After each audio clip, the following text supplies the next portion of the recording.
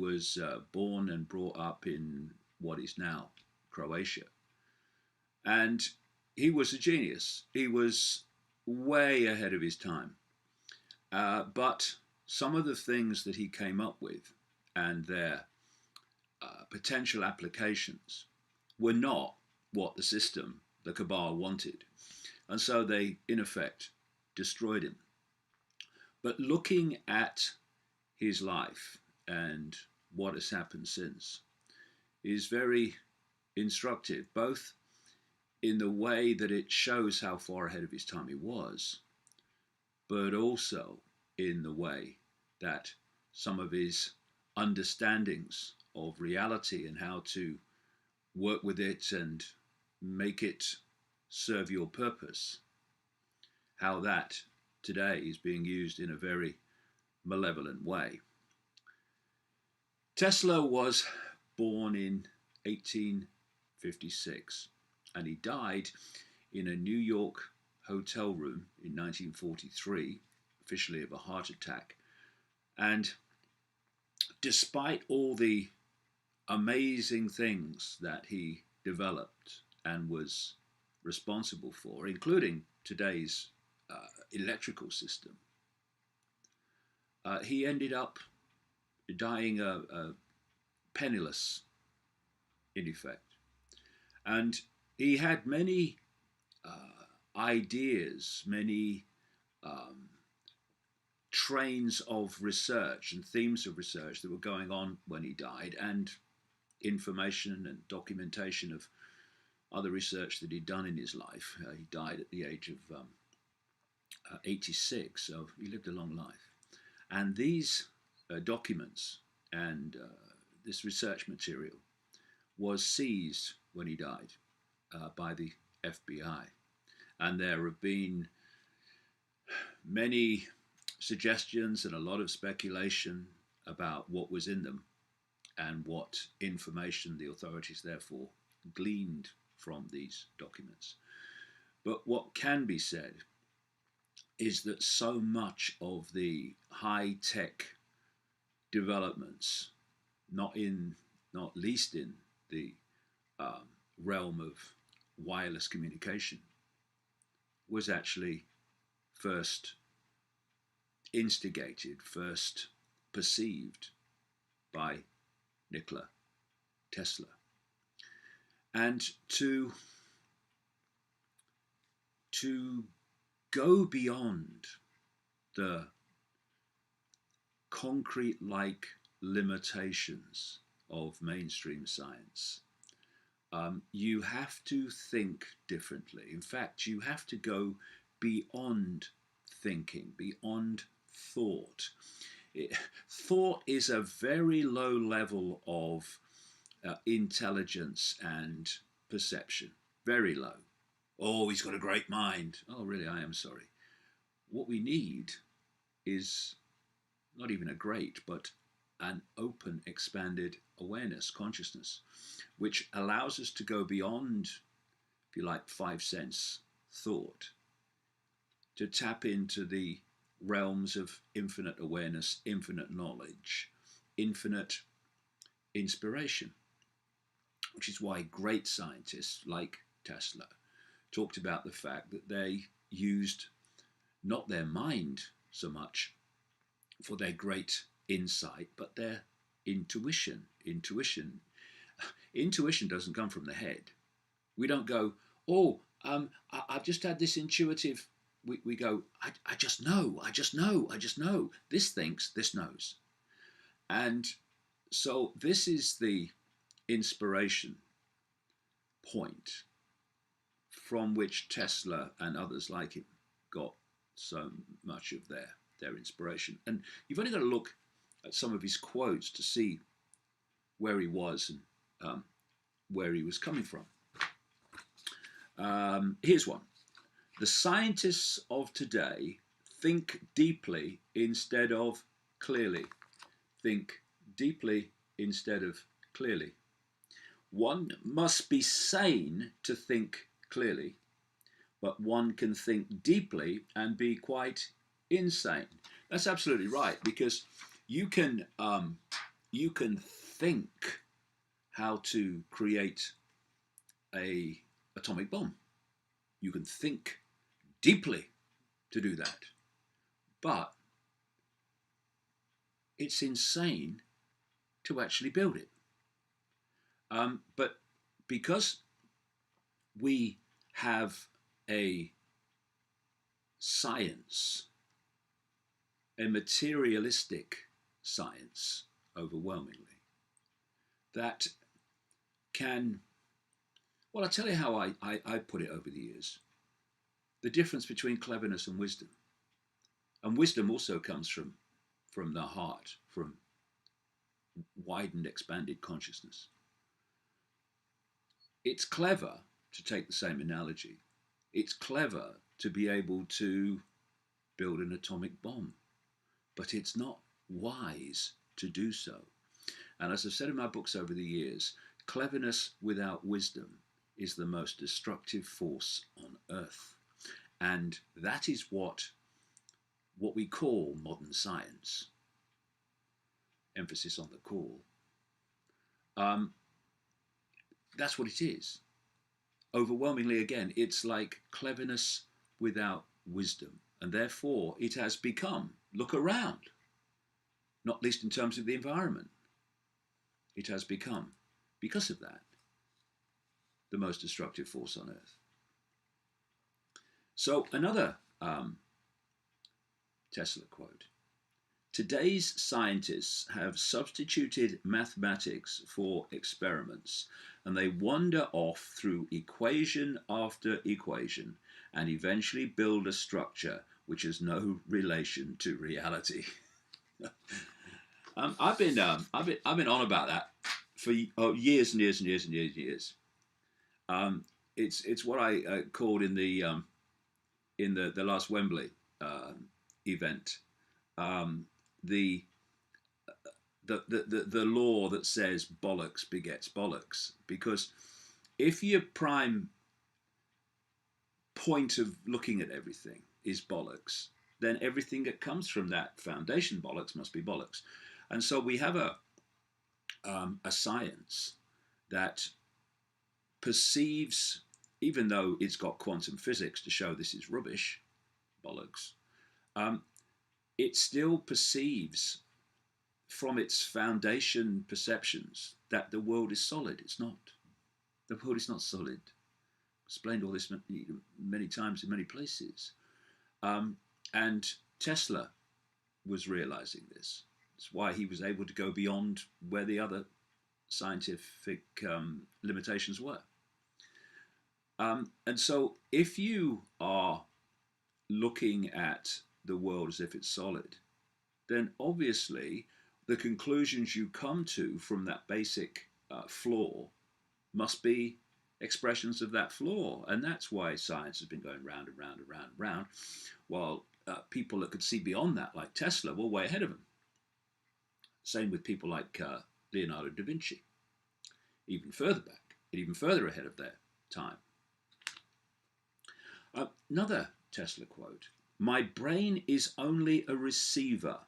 In the universe there is a core from which we obtain knowledge, strength, and inspiration.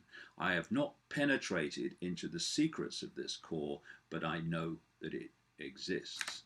Well, that's another thing that I've been writing about over the years. The fact that the human body is a biological computer, a biological receiver transmitter of information. And the more open our minds, the greater span, the greater spectrum and potential of information, thus insight and understanding, that we receive.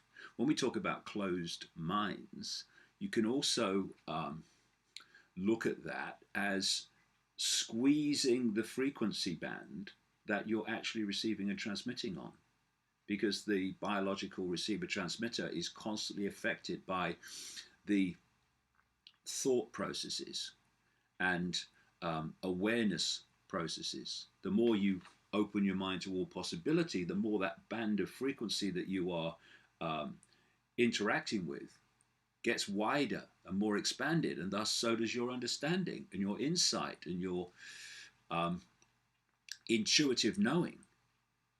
And Tesla knew all that time ago that actually we are receiver transmitters, and our state of being dictates what we receive and transmit. Simple as that. And then the next thing, which is what I talk about at length in my books, of course, is how that information that we are receiving can be manipulated to give us a totally fake reality, which is what has happened. Final Tesla quote that I'll use here. The day science begins to study non-physical phenomena, it will make more progress in 1 decade than in all the previous centuries of its existence. Exactly. Why? Because, going back to what I just said, when you move beyond the world that you think you see, actually you're decoding, that you think is physical and solid, which is not, any more than a television program is solid when you see it on the screen. It's just a decoded version of information on the screen. Same with the computer. So once you go beyond that, once you start to realize the true nature of reality, the unseen realms of reality, which are virtually everything that exists, because what we can see and perceive as a world of sight and happenings in our conscious mind is just the tiniest range of frequency you can imagine, called visible light. So if you are perceiving that the only things that exist are that which you can see, touch, taste, and all that, and that is a tiny, tiny, unbelievably tiny frequency band of what actually exists in the great forever, then that is the realm of your perception, and that becomes the realm of your potential to do anything, which means that when you're in that state of perception, that state of reality awareness, it means that almost everything is a limitation. Almost everything is a can't do, not possible. And yet, you go beyond this movie screen into the other unseen to us realms of reality. And suddenly, what seemed impossible, what seemed ridiculous, David Icke, he says this and he says that, that's not possible. No, it's not possible in there, mate. Out of there, it's a doddle, piece of cake.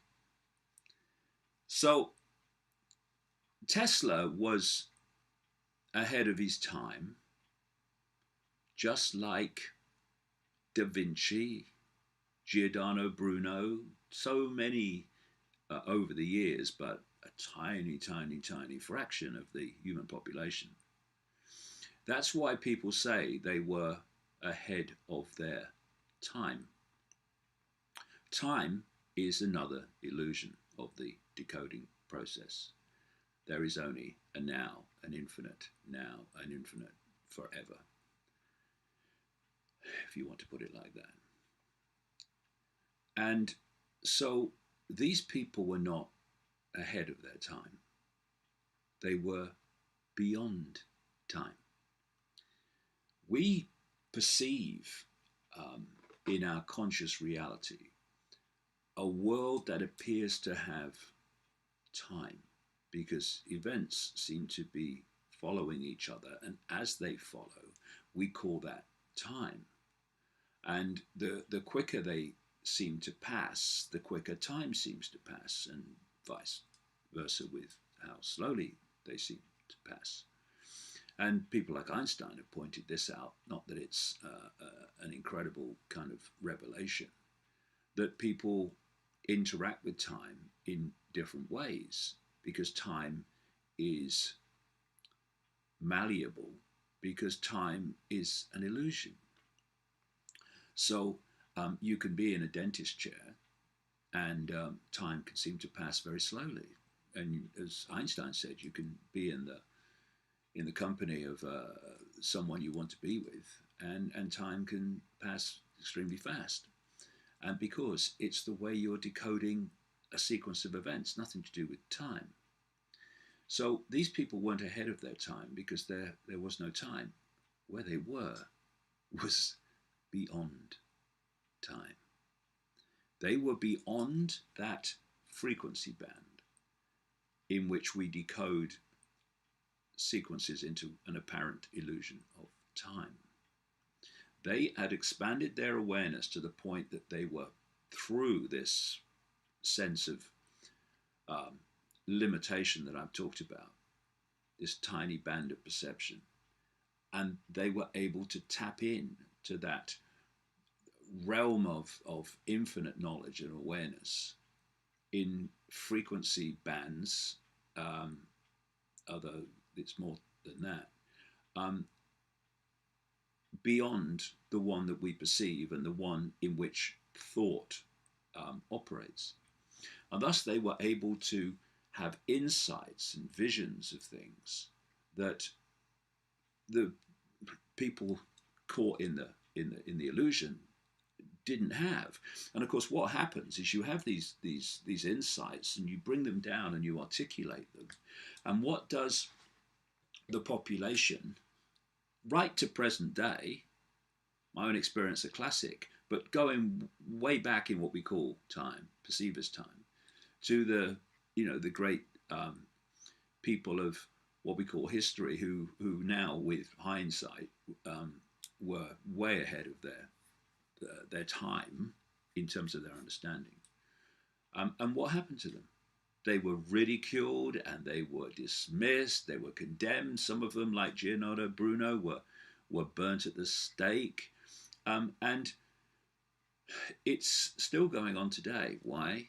Because when you go beyond this reality, when you go beyond its limitations, when you go beyond what we call time, into those realms of infinite awareness, and you bring back into this reality what you have discovered and what your insights are, then that which is caught in the trap cannot conceive that what you're saying is possible.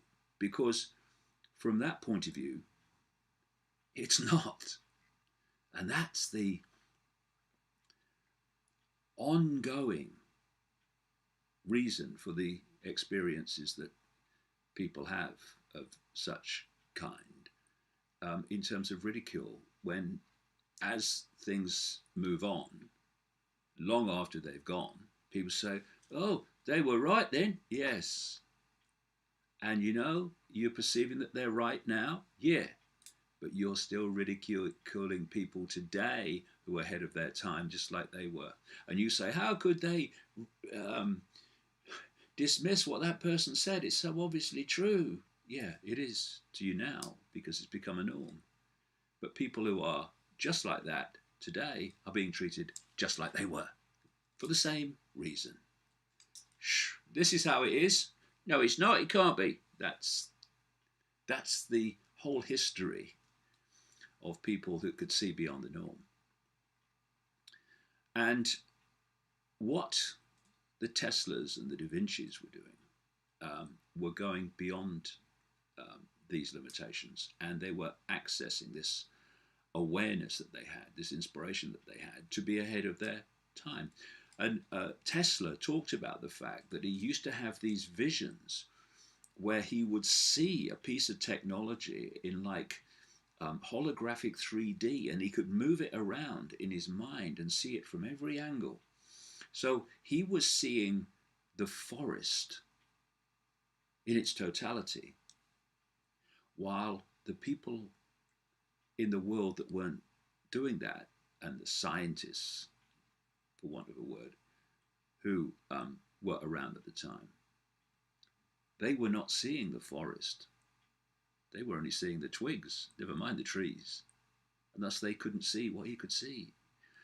And this is how, um, if people were encouraged to expand their awareness instead of going the other way, which is what any control system wants to do, um, this world would change so dramatically, so quickly, because of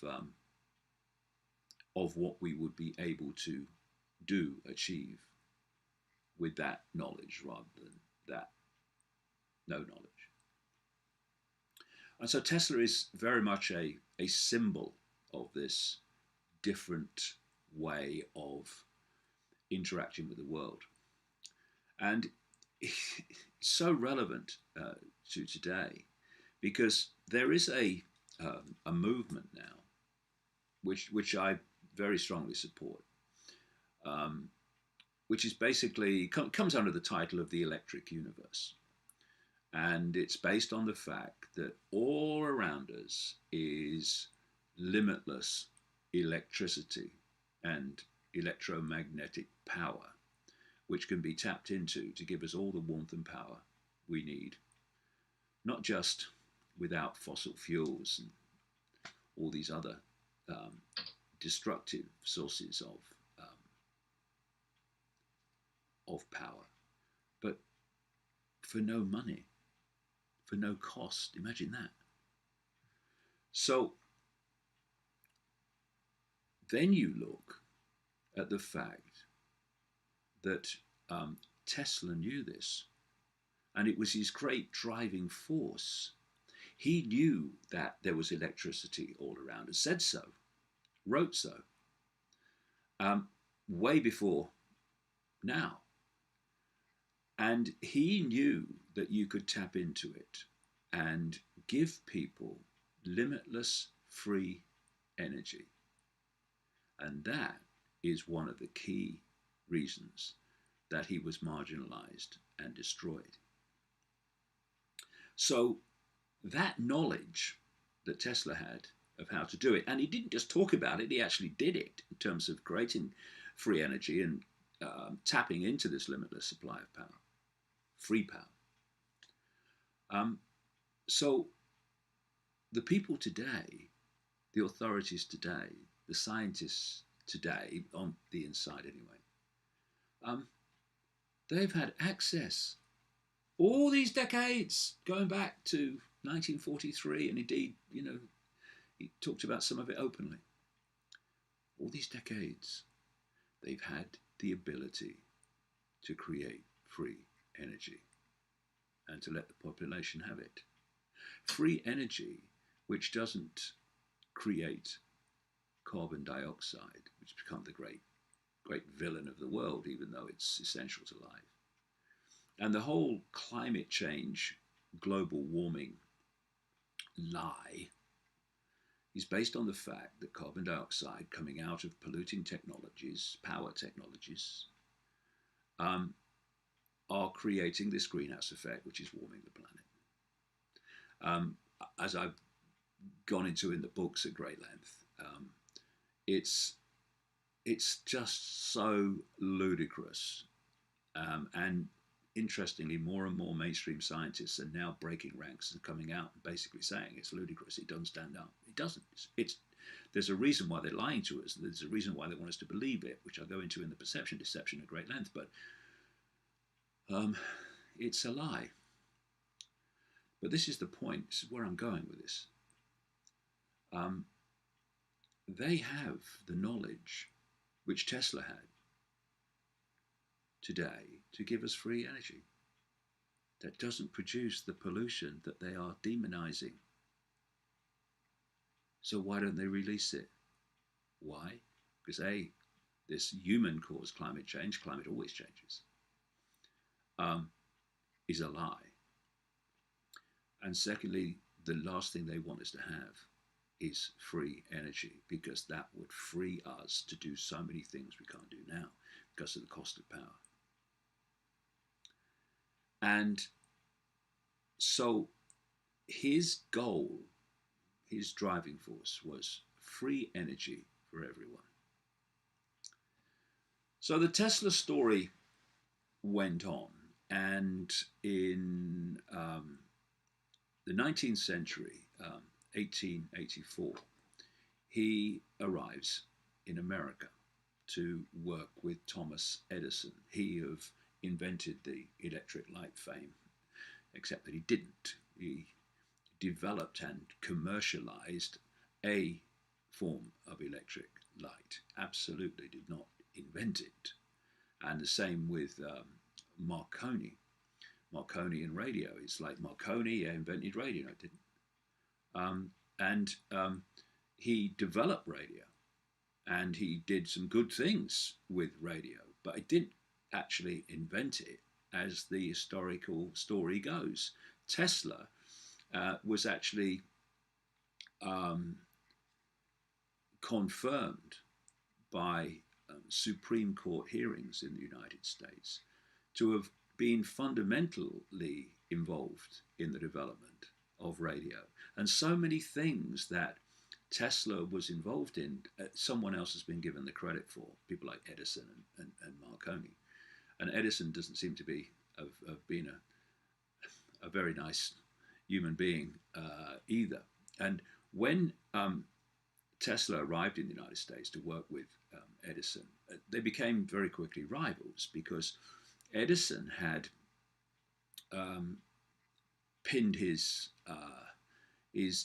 flag, if you like, to something called direct current, whereas Tesla was developing something called alternating current, AC. And they had this war of the currents, as it was called, of whose means of delivering electricity would prevail. And as one person said, the comparison between the two was that Edison's version was like a horse and buggy, and Tesla's was like a jet plane. And Tesla prevailed, despite some extraordinary efforts to discredit him and alternating current, which included Edison publicly electrocuting to death cats and dogs, and in one case an elephant, to prove his alleged case that AC current was dangerous and thus should not be used. And you know, if people put the greater good first rather than self-interest or perceived self-interest, then this world would now be a very, very different place. And this is just one example. Alternating current was by far the most effective and efficient, but it didn't suit Edison, so he tried to destroy it, and therefore destroy the benefit that people had from it. So the story went on with Tesla wanting to develop this wireless free energy society. And what he did, he persuaded a financier, famous financier called J.P. Morgan, to cough up, I think it was about $100,000 or something. Imagine what that was in those days, way back in the early part of the 20th century. And it was to develop basically a radio station, or so J.P. Morgan thought. But what Tesla used the money for was to build something called the Warden Cliff Tower in New York on Long Island, which was basically a transmitter of wireless electricity. And he'd shown before this, Tesla, that this was possible by another experiment in which he put bulbs in the ground, literally in the soil, and transmitted electricity that lit them up. So all this was possible. And what happened was that Edison realized eventually what Tesla was really doing. He was creating free energy for people. Free. I mean, the word free did not exist in. Um, did I say Edison then?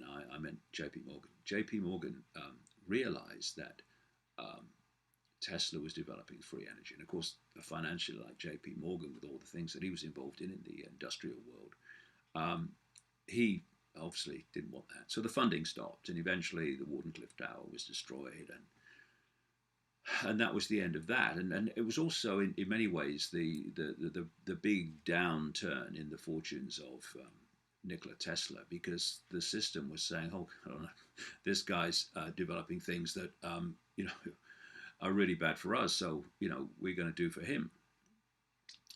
And but Tesla went on, and he went on because he had this mind that just was constantly seeking new understanding and inventing new things.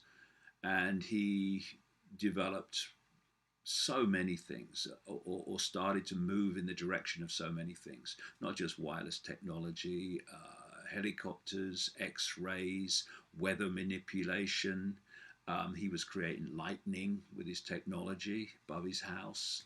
And he was able to make the earth shake in experiments to show that earthquakes could be technologically created. He created an electric car in 1931, which apparently ran something like 90 miles an hour. All these things that he was doing with his knowledge beyond the limitations of what we call thought and the conscious mind.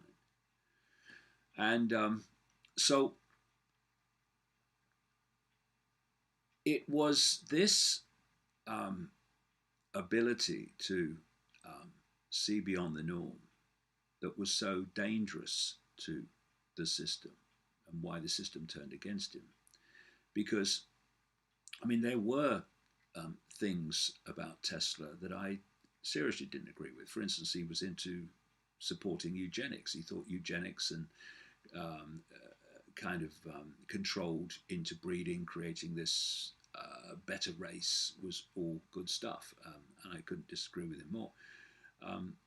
But his basic intent pretty clearly appeared to be he wanted a peaceful world, which I'll come to in a second, how he was thinking about that. But he also wanted everyone to have access to free power. And one of the concepts that he had was that there would be electricity available so that you didn't have to recharge things. They just recharged anyway because they were always connected to this wireless system. And we're now seeing things all these years later. Tables, I saw one the other day where you put a phone on this particular table, and the table charges it. But I mean, Tesla was way beyond that.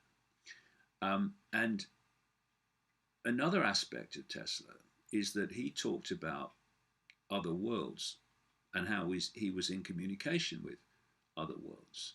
He talked about the fact that you could talk to planets. Well, of course you can, because they are conscious and they are sending out information, and you can send information to them. It's just so simple.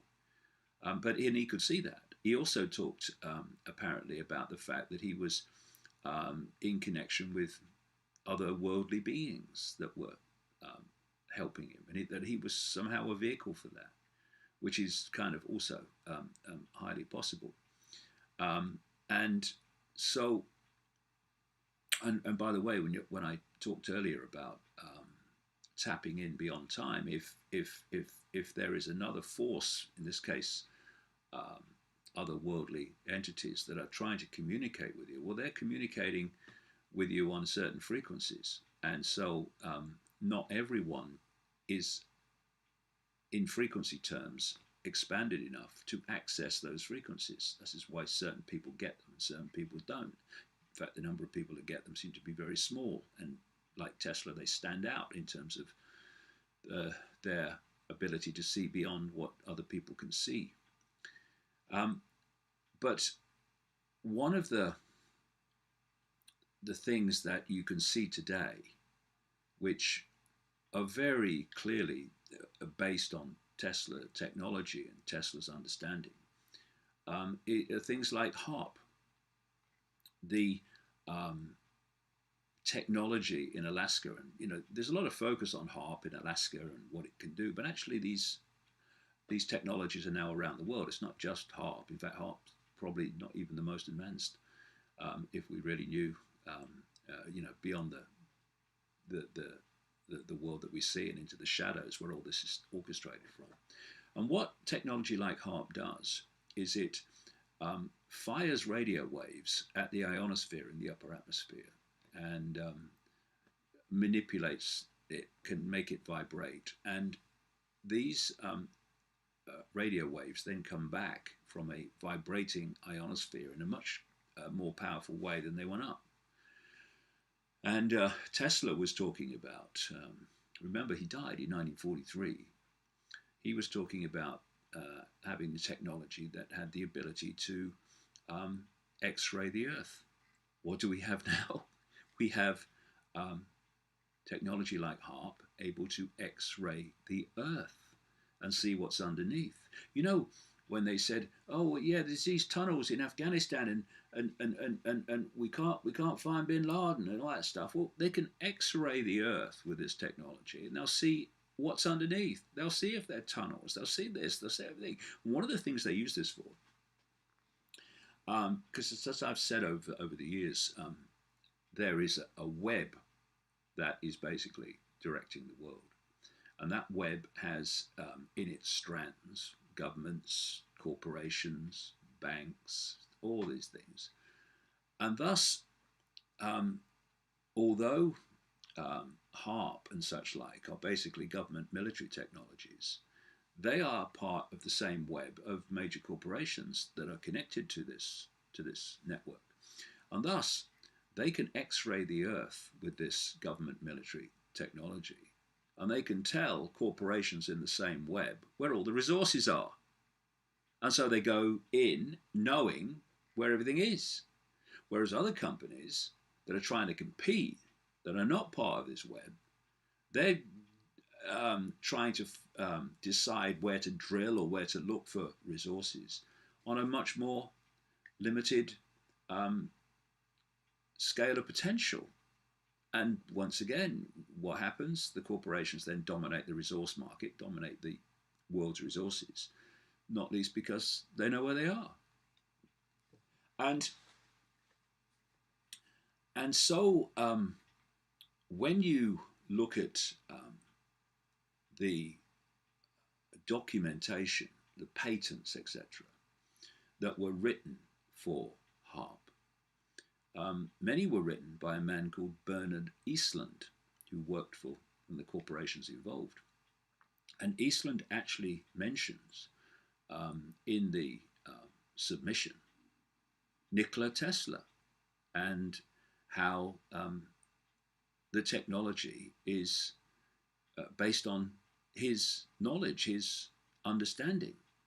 So you can see how, while the system wanted to destroy and marginalize and suppress Tesla, it didn't want to do that with his information because of the possibilities it had for them. Because what Tesla was understanding and what he was developing could be used for good or ill. It could be used for the benefit of human kind, or it could be used to devastate humankind, and that's what it's being used for. And one of the things he came up with, which is relevant to HARP and relevant to modern technology, was what he called a death ray.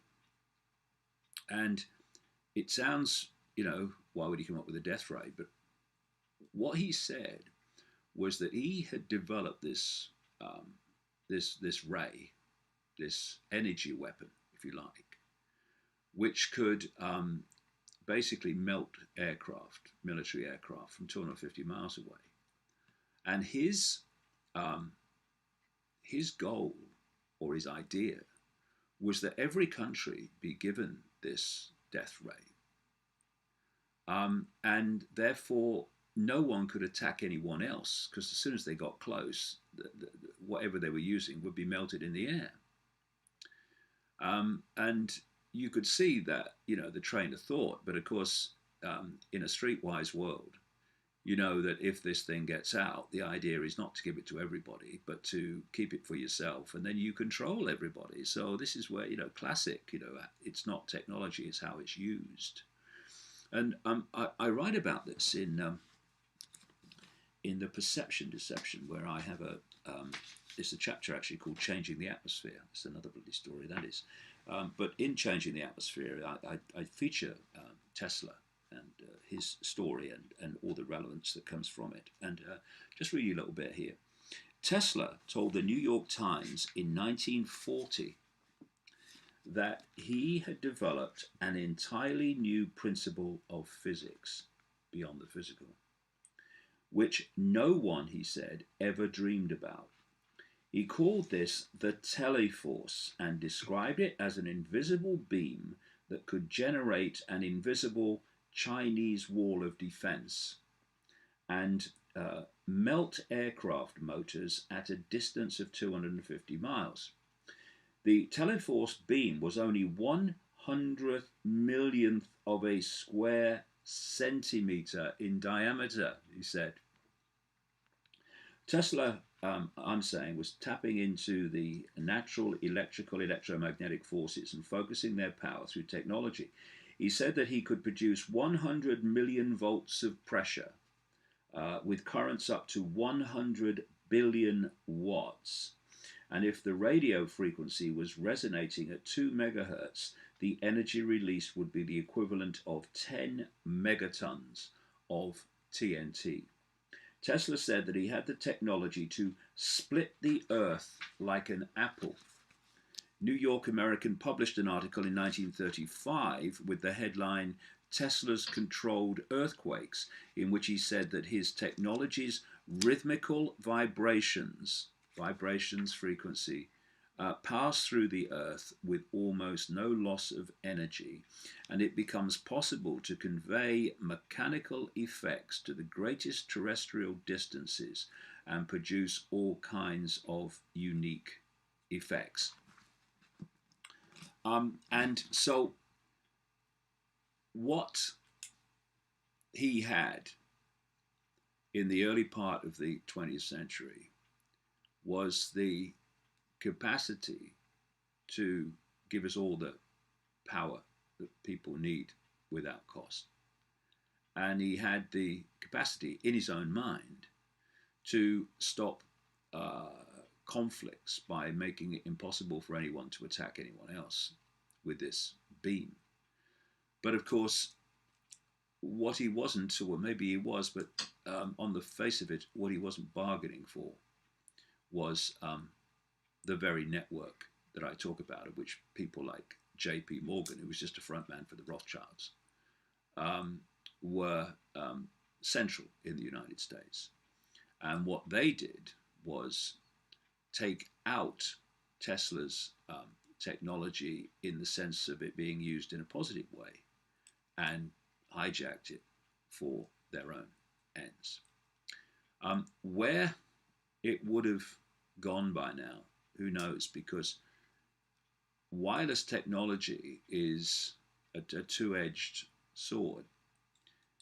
Yes, it can give you free energy, and I'm sure it has the potential to do that safely, but it depends on the frequencies that it's operating on.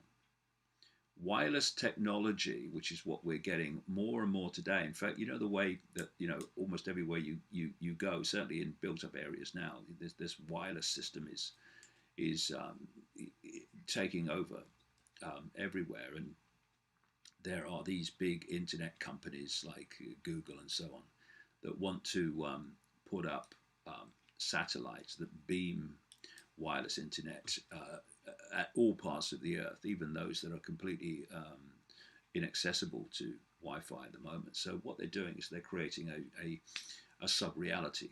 They're creating a technologically generated sub-reality through the wireless fields in all their various forms that they are generating. And if they are um, within the frequency band of the human electromagnetic field and holographic field, as I call the body, then they can cause tremendous damage. And that is what they're doing today. And if they transmit electrically, electromagnetically within the frequency band of human brain activity, they can implant thoughts and perceptions which you think are your own. And, you know, when I ponder on the sort of stuff that Tesla developed, I'm not saying this is true, I'm just pondering.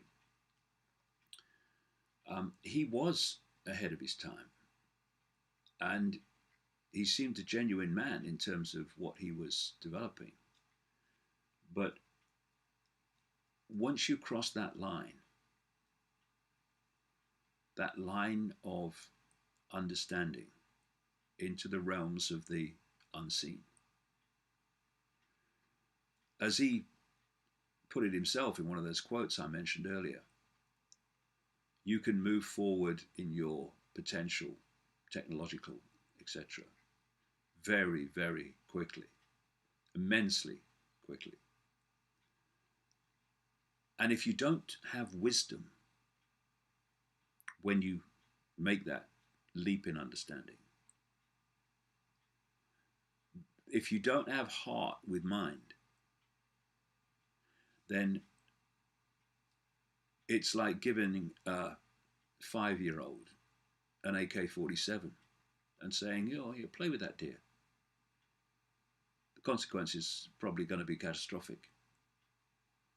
And so what you have now is this technological potential unleashed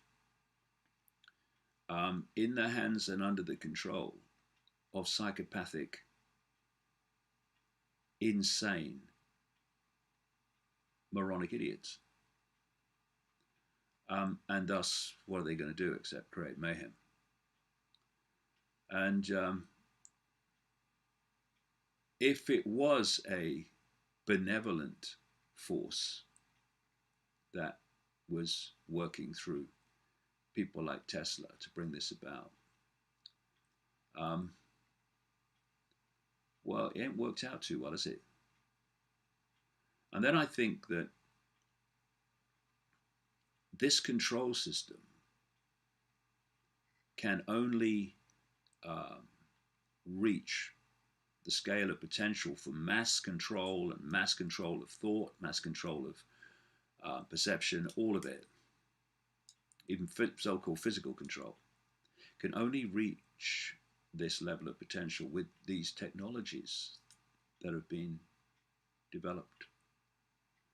And I wonder whether that unseen force that has delivered this understanding into the world in a relatively short time, whether it was for the good of humankind and moving on human society, or whether, which is frankly what I suspect, it was introduced so that the technologies could start to circulate and be available within this reality, the target reality, that could, more than ever before in known human history anyway, create a control system that could dictate the thoughts and perceptions, let alone everything else, of the entire target population. And that, I have no doubt, is what this sub-reality based on wireless technology is all about, and where it's going. And it's where transhumanism is all about, to technologically interact with this sub-reality electromagnetic prison cell and perception cell. So, like I say, knowledge can be used or it can be abused. It can be used for the benefit of people, or it can be used to enslave people. And the difference between the two is the state of mind, state of perception, and state of being of those that control the technology. Um, in our reality, the inmates have taken over the asylum as well as the technology in the asylum to make it an even greater asylum. Because cleverness without wisdom is the most destructive force on earth. But from a positive point of view, you can just see that all these problems in the world, all the poverty, suffering, struggle, all the deprivation, all the wars, all the things we'd like to rid the world of are not impossible to change. We have the technology, clearly, used in the right way and on a frequency band that doesn't disturb human electrical, electromagnetic activity, to give the world free energy, free power. And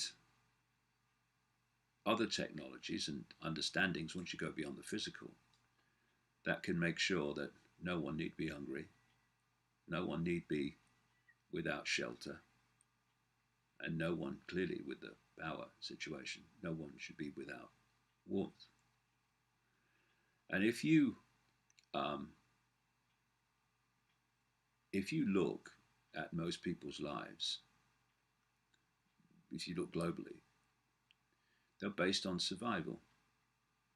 And what is that survival? It is enough to eat, enough to drink,